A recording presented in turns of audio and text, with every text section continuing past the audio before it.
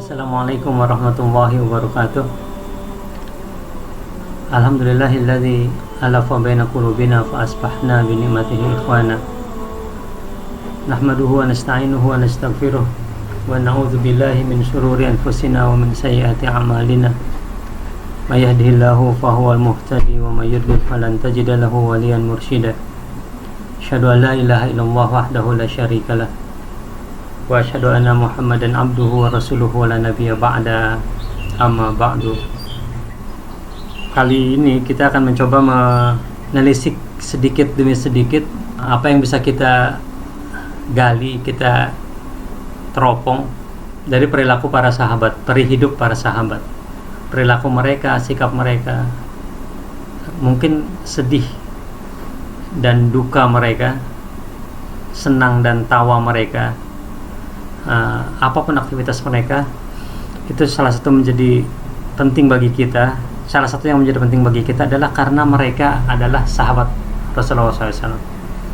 Kenapa menjadi sedemikian berharga, berbeda mereka dengan orang-orang lain? Pertama, karena ada jaminan dari Allah Subhanahu wa Ta'ala. Yang kedua, tentu saja jaminan dari Rasulullah SAW. Allah menjamin bahwa para sahabat radhiyallahu ajma'in itu adalah orang-orang yang kata Allah dalam surat At-Taubah ayat 100 itu, A'udzubillahi minasyaitonirrajim, Bismillahirrahmanirrahim. Was-sabiqunal awwaluna minal muhajirin wal ansar walladzina tabauhum bi ihsan.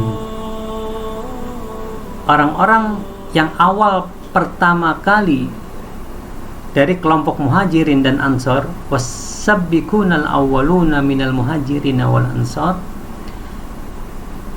dan orang-orang yang mengikuti mereka dengan baik, walladzina tabauhum bi ihsan.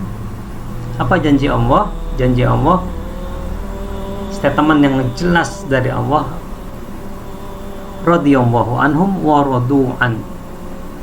Jadi ini jaminan dari Allah. Kenapa kita menjadikan sahabat adalah bagian dari kecintaan kita pada Islam, kecintaan kita pada Rasulullah SAW. Kenapa? Karena mereka adalah pribadi-pribadi yang Allah sudah jamin Allah ridho terhadap mereka. Nggak cuma itu, lanjutan ayatnya adalah wa a'adda lahum jannatin tajri min tahtihal anhar. Allah janji sama mereka bahwa Allah akan siapkan mereka surga. Artinya sejelek-jeleknya sahabat, dalam tanda petik, sejelek-jeleknya sahabat, radhiyallahu anhum loh mereka. Kenapa? Karena kita katakan jelek atau kurang sahabat bisa jadi karena banyak hal kan, bukan semata-mata karena dia memang kurang atau lemah, bukan semata-mata itu. Tapi yang lebih memungkinkan adalah karena adanya distorsi sejarah yang sampai ke kita, ya kan? Betapa enggak sukanya kita terhadap Muawiyah bin Abu Sufyan. Kenapa? Karena melulu yang sampai ke kita adalah informasi tentang perseteruan Muawiyah dan Imam Ali bin Abi Thalib radhiyallahu anhuma. Jadi kalau kita bicara masalah kelemahan, kekurangan para sahabat, itu enggak cuma karena mungkin dia memang begitu, tetapi bisa jadi karena ada faktor lain.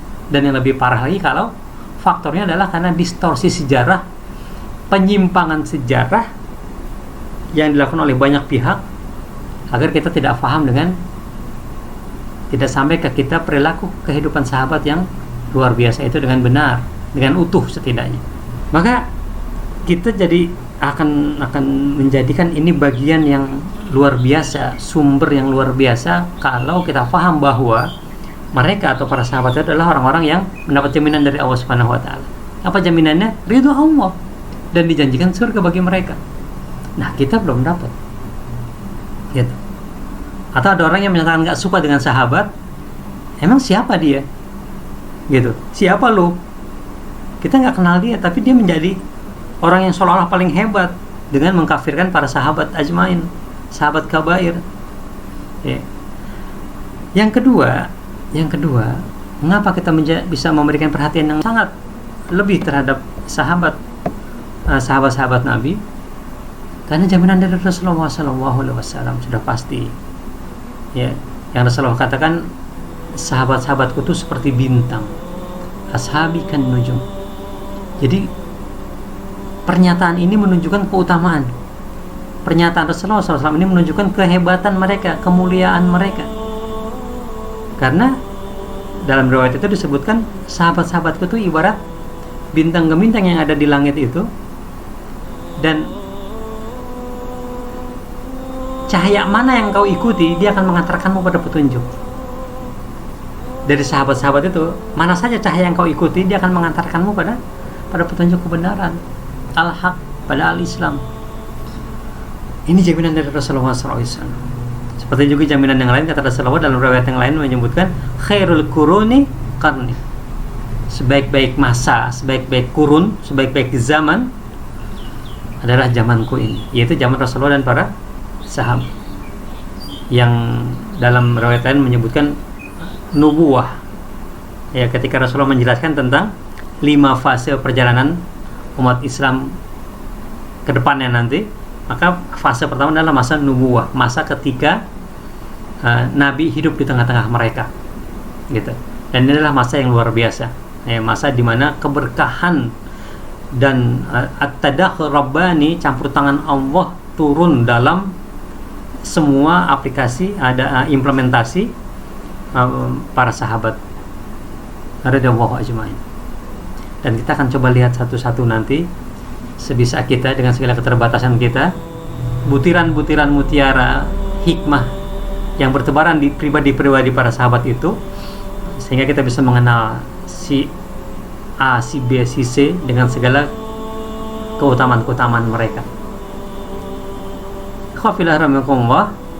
Kenapa? Karena pada hakikatnya pribadi-pribadi sahabat itu adalah turunan dari akhlak Rasul yang sempurna itu. Kalau Allah sebutkan a'udzubillahi minasyaitonirrajim, laqad kana lakum fi rasulillahi uswatun hasanah, bahwa pribadi Rasul itu pribadi yang sempurna, pribadi yang sangat layak dijadikan contoh tertinggi yang paling mulia untuk kita umat manusia muslimnya secara khusus. Maka sahabat yang hidup pada zaman itu, yang mengimaninya, yang mentaatinya, yang tunduk patuh padanya itu adalah turunan dari karakter dan sifat-sifat Nabi yang sempurna itu, gitu kan. Jadi kalau kita lihat seorang sahabat Abu Bakar Siddiq radhiyallahu an, maka pada hakikatnya kebaikan Abu Bakar, kelembutan Abu Bakar, dan karakter yang kita kenal dalam Abu Bakar adalah karakter Nabi, sifat-sifat Nabi yang diambil, kelembutannya, kedermawanannya, ghirah dia terhadap Islam dan Rasulullah dan seterusnya. Ketika kita melihat Umar bin Khattab, itu Umar sudah menyerap bagaimana keberanian dan ketegasan Rasulullah sebenarnya. Jadi kita lihat Utsman, kedermawanannya itu kedermawanan Rasulullah, gitu. Jadi kata riwayat menyebutkan khairukum fil jahiliyah khairukum fil Islam. Jadi memang kalau orang bahan bakunya udah bagus pada zaman jahiliyah, ya, orang-orang pilihan, orang-orang terbaik pada zaman dia, kalau masuk Islam pasti juga jadi yang terbaik juga. Semakin kinclong dia. Awal udah baik, dia semakin kinclong ketika dia mengenal Islam, gitu. Umar dia punya potensi utamanya ya ketegasan dan keras dan segala macamnya itu. Ketika dia mengenal Islam, ternyata pribadi Nabi juga pribadi yang ada unsur itunya, ada unsur tegasnya, ada unsur lembutnya, dermawannya, keberanian dan cerdasnya seperti Ali bin Abi Thalib radhiyallahu anhu. Seperti itu. Sehingga mudah-mudahan dengan begitu kita akan semakin merindui mereka. Siapa? Para sahabat. Jadi mereka kalau kata Nabi menyebutkan bahwa ashabi kan nujum, bahwa sahabat-sahabat itu seperti bintang-bintang di langit. Maka dalam riwayat yang lain menyebutkan bahwa Nabi itu diumpamakan seperti bulan, tala'al badru alaina min saniyatil wada. Jadi memang Nabi seperti bulan purnama, indahnya itu. Dan sahabat seperti bintang gemintangnya. Itu adalah sebuah panorama yang luar biasa, pesona yang luar biasa nggak sekedar sebuah pembanding dengan kita analogkan seperti bulan dan bintang gemintang, tapi pada hakikatnya itu adalah bagian dari kemuliaan Rasulullah SAW dan para sahabat waktu itu yang Allah jamin sebagai kuntum khaira ummatin ukhrijat linnas, itu bermula dari masa fase kenabian atau alamin hajin nubuwah. Mudah-mudahan ini bisa mengingatkan kita agar senantiasa kita menjadi orang-orang yang rindu sama Rasul dan mengimaninya, mencintainya, berkorban untuknya, menghidupkan sunnahnya, dan juga kita merindui para sahabat. Kenapa? Karena dia adalah bagian dari kesempurnaan Rasulullah SAW, turunan dari kesempurnaan Rasulullah SAW, dan Allah sudah jamin mereka dengan radhiyallahu anhum, Allah ridho terhadap mereka. Wala faminkum. Assalamualaikum warahmatullahi wabarakatuh.